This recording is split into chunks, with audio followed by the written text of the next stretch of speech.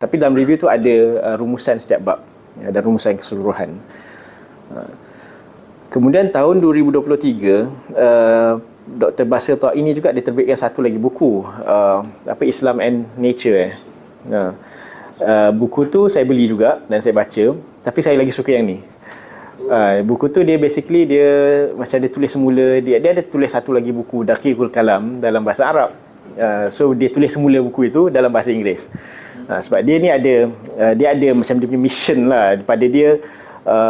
Umat Islam masyarakat Arab ni dia terlalu stagnan, dia terlalu ketinggalan dan terlalu macam jumud lah. So dia nak pecahkan benda tu. So dia is one of them lah. Ada macam Mehdi Golshani, ramailah orang yang macam tu juga, dia ada visi macam tu.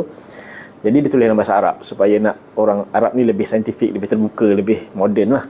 Tapi kemudian dia tulis semula buku tu dalam bahasa Inggeris. Cuma bila saya baca buku tu, saya dapati satu, banyak pengulangan daripada yang ADX ni.